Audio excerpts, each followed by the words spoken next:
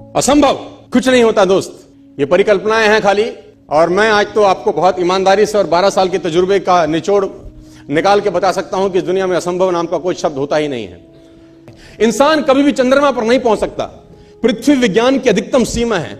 Doctor Li दी forest मशहूर वैज्ञानिक हुए, बहुत बड़े साइंटिस्ट हुए। एक स्टेटमेंट इन्होंने पास किया 1955 के अंदर, 1955 ही पास द स्टेटमेंट कि इंसान कभी भी चंद्रमा पर नहीं पहुंच पाएगा। It is impossible for a human being to cross Indian globe, earth globe. और पृथ्वी विज्ञान की अधिकतम सीमा है, लेकिन किसी बहरे ने इस बात सुना नहीं। और पहुंच गया एक आदमी अपना बस्ता उठा के, जिसका नाम था इन 1969।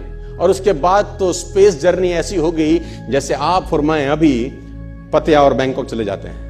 लॉर्ड केल्विन बहुत बड़े साइंटिस्ट हुए, उनका स्टेटमेंट आया कि सिर्फ पक्षी उड़ान भर सकते हैं, हवा से भारी मशीन का उड़ान भरना असंभव है। इट इज इम्पॉसिबल कि हवा से कुछ भी भारा हो और वो उड़ सके, क्योंकि ग्रेविटी उसको गिरा देगा। लेकिन तमाचा मारा इन लोगों ने, तमाचा मारा और लिख के दिया कि हमने साइकिल के स्पेयर पार्ट से इंसानों को पक्षी बना दिया।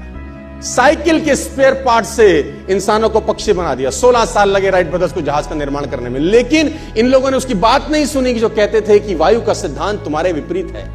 यह बात भंवरे को कही जाती थी कि भंवरा वायु के सिद्धांत के कारण कभी जीवन मोड़ नहीं सकता, क्योंकि उसके पंख उसके शरीर से हल्के रहते हैं। लेकिन भंवरा साला किसी स्कूल में गया नहीं आज तक। माई doctor told me I will never walk again.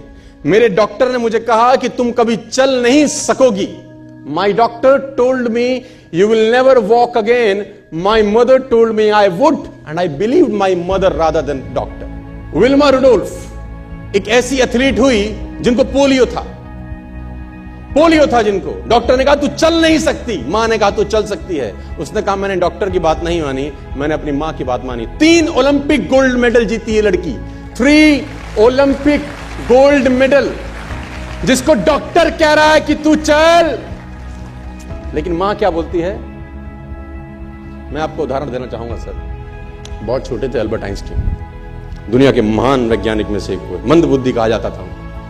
8 साल के थे, घर पहुंचे, मां को चिट्ठी दिया। When he was 8 years old, came to his home, given letter to his mother. मां को एक चिट्ठी दिया, मां ने वो चिट्ठी पढ़ा। 8 साल के थे, और चिट्ठी में प्रिंसिपल का खत था उसकी मां के नाम। प्रिंसिपल ने ये लिख के भेजा कि आपका बच्चा विलक्षण प्रतिभा का धनी है, ग्रेट पावर है इसके अंदर, क्योंकि बहुत बड़े साइंटिस्ट बने, बड़े मंद बुद्धि बचपन में समझा जाता था। आपका बच्चा विलक्षण प्रतिभा का धनी है, इसके अंदर असीम संभावनाएं हैं। तो हमारा स्कूल, हमारी मैनेजमेंट, हमारी फैकल्टी, हमारा टीचर इस लायक नहीं है कि हम आपके बच्चे को अच्छी शिक्षा दे सकें। तो it's better for you to take care of your son. आप अपने बच्चों को अपने घर में पढ़ाइए, हम लायक नहीं है कि आपके बच्चे को पढ़ा सके। और उसकी मां ने पढ़ते पढ़ते आंखों में आंसू ले आई और उसने बच्चे को कहा कल से तू स्कूल नहीं जाएगा, मैं तेरी परवरिश घर पे करूंगी, क्योंकि तेरा टीचर तुझे इस लायक नहीं समझता। मतलब वो अपने आप को इस लायक नहीं समझते। बच्चा खुश हुआ, मोटिवेट हो गया और लग गया। उसकी मां का निधन हो गया, वो अल्बर्ट आइंस्टीन बहुत बड़े साइंटिस्ट हो गए।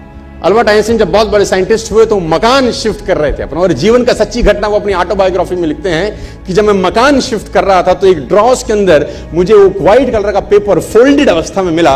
मुझे समझ नहीं था कि क्या है। मैंने उसको फोल्डिंग अवस्था से मिट्टी को हटा के जब खोला तो वो उस टीचर का लेटर था जो बहुत साल पहले टीचर ने मेरे हाथ में दिया था और मैंने अपनी मां के हाथ में रखा था। अब वो बड़ी उत्सुकता के साथ उस खत को पढ़ने लगे। जैसे उन्होंने खत पढ़ना शुरू किया और वो जार जार होके रोए।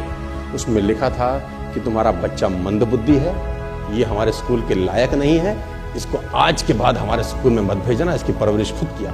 मां ने उल्टा पढ़ा कि नहीं, ऐसा नहीं है, तू सब कुछ कर सकता है, तेरे हाथ पास पावर है, तेरे में प्रतिभा है, यू कैन डू वंडर्स। दोस्तों, इस दुनिया में किसी की बात मत सुनना।